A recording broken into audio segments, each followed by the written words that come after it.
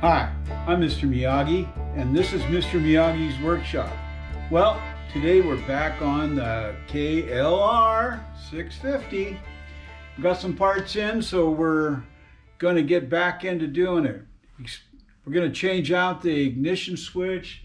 There's some brake lever and clutch levers that we can change out, and a few other odds and ends. So let's get to it. So you can see I've got the front headlight covering and turn signal piece. It also holds the windshield off. Now to get this off, this unit right here, there's a couple of screws on the inside. Those are 10 millimeter. And then outside, there's one here and one on the other side and one on the front. And then and you have to unplug your turn signals. That's another thing I did, is I replaced the turn signal on this side here, because this is what the other one was. Broken up here and off. This housing was gone. So I was thinking about, I need to get the ignition switch out of there, because it had been damaged when this bike was stolen. So what you got to do is that you have to take off the two nuts that go into the triple tree up here. And they're back here. But first you have to take off this little cover that goes around the wiring. And there's a screw on this side and one on the other. And then you unplug some of the wiring. You can bring this back, but the problem with this whole thing of exchanging out the ignition switch, now I kind of already disassembled it. You can see this is all broke out, but in order to get it off the triple tree mount there, and let me get a light up in here, I don't know. There's no way to get a hold of those bolts right there. So I'm going to have to pull this top triple tree off of here and see how I can get to it. I don't think I can get a drill in here to drill it. I'm going to probably have to do it on the outside. They've got it fixed so you can't change out the ignition switch very easily. So we'll see what we can do. Well, I've come to the conclusion that I'm going to have to take this top triple tree clamp off of here. Right now I've disconnected the caps for the risers, and then I'm going to end up having to loose this big nut off here and then loosen up the fork areas and then slide that off, and then I can take it over to the bench and see what we can do. Okay, I took the stem nut and washer off, and on this side I had to pull the bolt out because there's a little keeper here for the brake line stuff. So I'm going to kind of move all this stuff out of the way, and on the other side I just loosen up the bolts. That's all you have to do. So now I'm just going to pop this off.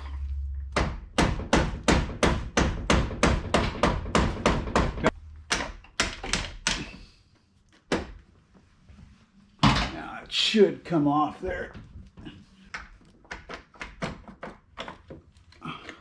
All right, triple tree. On the bottom of the ignition switch that attaches to the tree, they've got these kind of one-way bolts on here, and I'm going to see if somehow I can get them loose. I tried drilling in this one, but there's just not a lot of room up in there to get to it, so we'll see. I'm going to put this in the vise and see if I can't drill that out the rest of the way. And maybe we can get something going here. Okay, I drilled off one of the tops of the bolts.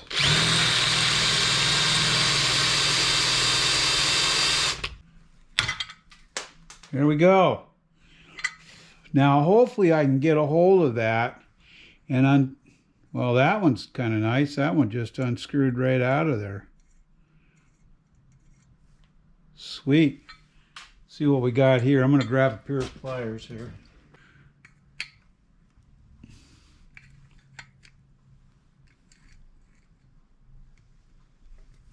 All right. Well, that's the trick. I drilled the top off of those and then was able to unscrew them out of there. So now we're good to go for putting that ignition switch back on. Well, now that I got the old ignition base off, I'm just going to put the whole new one in place. And what I think I'm going to do here is I'm going to put on a lock washer and flat washer. And I'm also going to use a little blue Loctite. I'd use red, but in case you ever have to pull this off, it'd be a lot easier if it was the blue. I just want this held in place. So, and then plus I'm using Allen head screws to put this back in there with. Made more sense, easier to get up into there. To tell you the truth, that went a lot easier than I thought it was going to go. Screw this back together here.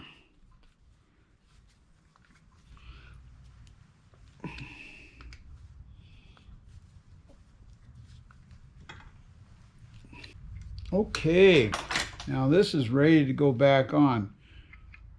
One thing I noticed though, this is also the wiring here on the replacement one's a bit longer, so be aware of that. You're going to have to figure out how to tuck that away. And I might want to mention here too is that when you're doing this, you definitely want to disconnect your ground on your bike there, so you don't have any electrical shorts or anything like that. Right, okay. Kind of set that on there. All right, shove this down.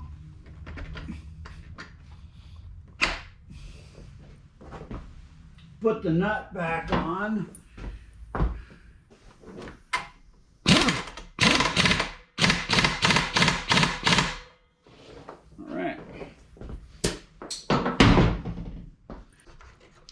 One thing I also did too is that I marked these handlebars on the riser caps so that I'd get them back pretty close to the same position as they were when I took them off.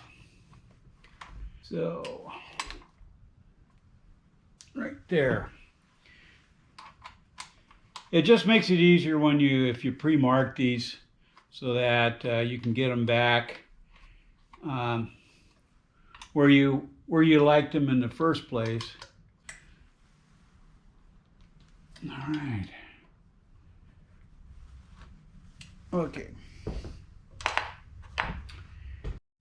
Now there was an old rubber that went around the ignition switch. I'm going to slide that back into place. And then I've got to feed this wiring back down kind of out of the way. Like I said, this has got a lot more line on it than the original had. And then back through, there's a little plate where everything slides into right down here. I just want to make sure that that is in there. They don't give you a lot of room to work on these darn things. There's two little studs on the bottom of this pod here. You want to make sure that it gets back down into place. And then we'll plug this back together. What I'm doing is I'm plugging back in the new ignition switch. So I'm going to put the ground back on just to double check the ignition switch to see if everything is where it should be. because this is a good time to check it. We even got keys this time. Woohoo! All right, light came on. Starter works. Cool. All right. Pull these out, and I'll disconnect this while we're doing the other wiring, but I just wanted to make sure that everything was good to go on that. Again, so now I'm going to reinstall the bolts that I took out on this side, and we will tighten up the other ones on the other side of the triple tree, and then we'll be good to go there. And now it's just putting everything back together again. I have two nuts that have to go on underneath this speedo pod. Get those on. Right now I want to make sure that I get this tightened down. And then we also have this to go back on after we put those nuts on right here. Now I got the pod all tightened back down again, and a lot of crazy wires and stuff that are in here. I'm not sure what they go to. I'm just going to tuck them back into where I sort of found them. We have a couple of turn signal wires that need to be pulled out and positioned over here. And then we have a ground that goes back on when we get the front cover on. But we also need to put on this little cover case right here. And we also need to put up, I took the speedo cable off because it was easier to do that, to move the pod around with it not on in place. This slides down in there for all this. And what it does is it covers up all those wiring connections. Back down in there, and I'll get the screw for it for this side. Put that in. So now we can put the cover back on, the windshield and headlight cover. Kind of when you're at this stage here, I would go ahead and plug in the turn signal wires. Okay, got both turn signals hooked up. So we can get this worked back up in there. Now, like I said, there's a couple of 10 millimeter bolts that go back up in here that hold this shield on. You got to get those on there. And it would be easier to get them on first instead of trying to do those screws. And then this one also has a ground wire attached to it, so I'm going to work that all together. All right, so let's get these other screws in while everything is loose.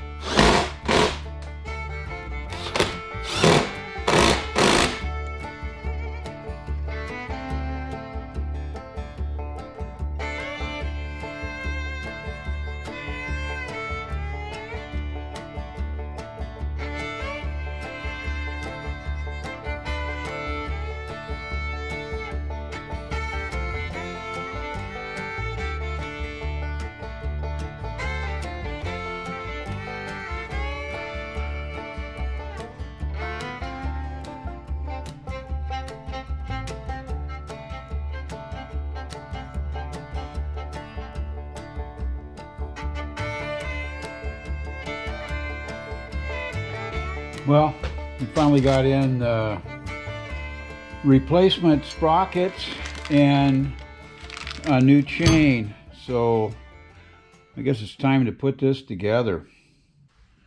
Fairly simple. Put the new sprocket on, put on the nut lock and a nut. 27mm socket. Let's see if we can hold this off from spinning. Good and tight. Now we need to put a lip down on it so that the nut won't turn. So, all right, locks in place. All right, this is a new 43 tooth. And put the nuts on here.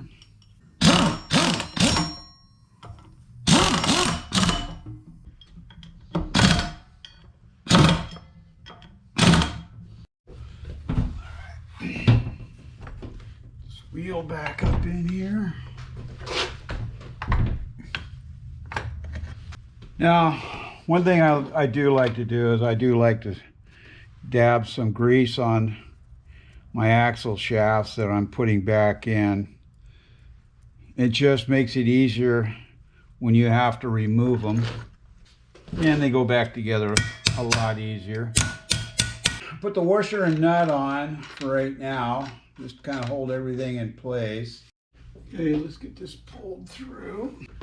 All right, you can see right here a length off, and that's probably how much that chain had stretched. What I'm going to do is undo the axle adjusters. All right, I had to knock these adjuster plates forward just so I could get this chain to go into the right spot here. Now we're going to put on the master link. Let's open up the package here.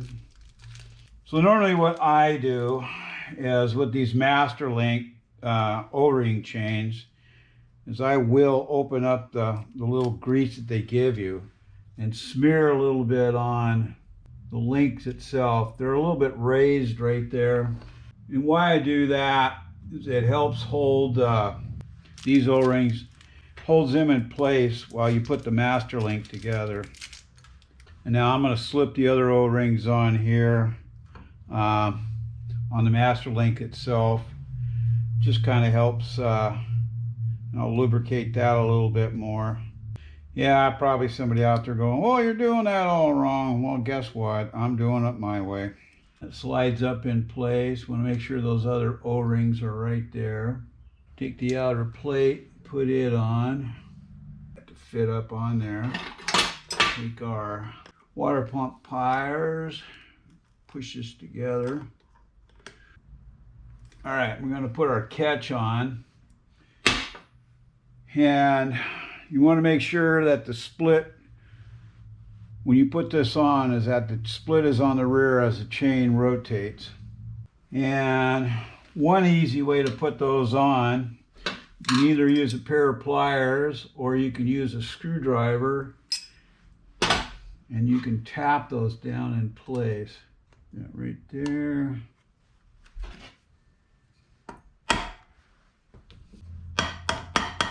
You definitely want to make sure that that keeper is in place there. So usually give it a squeeze. Give that a squeeze. Now this is a stock setup, 1543 with a 106 link chain. Okay, I've got this moved back to, there's a line on the slider itself, this unit, and a line on the swing arm, and I've got it, there's 1, 2, 3. I've got it on the third line there, and I've got it on the third line on the opposite side. And what I've got here is I've probably got 3/4 to an inch of travel on the chain, maybe a little bit more. This chain will have to be readjusted again after it's ridden a few miles. I don't know, I usually check them, get about 25 miles on them or so, and then check them again, and then they're pretty good. So we'll go ahead and tighten this axle down, and then we'll lock off the adjusting nuts. Okay, we've got a new cotter pin in here that we're putting in. We're going to set it up. So that'll hold that nut in place. We're going to put our brake caliper back on. get that spinning. Brakes work again. Alrighty. Cover just goes back into place there. And we have three bolts that go back on there. Those are 10mm. Get them slid up into place. Get the long one here.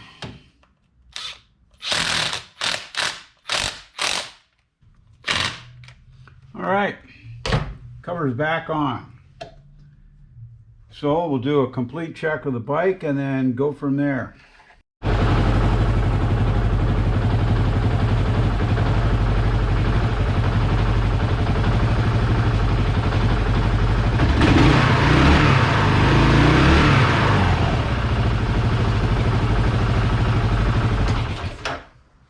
Well, we've got everything completed on this, I hope.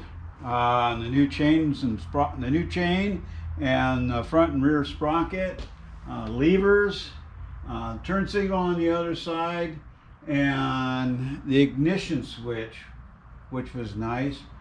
Brake pads, all that has been put in. I walked around the bike. I'm going to now take it out for a test ride and see how everything works out, but I'm thinking it'll be just fine. So if there's any comments or questions, you can put it in the comments section below, or you can send it to my email at tmiyagi@hotmail.com. Now, if you've liked this episode, please like, share, and subscribe. And don't forget that ringy-dingy button over there for the next episode coming up. So this is Mr. Miyagi saying, you be safe out there. Hope to see you on the road. Ciao.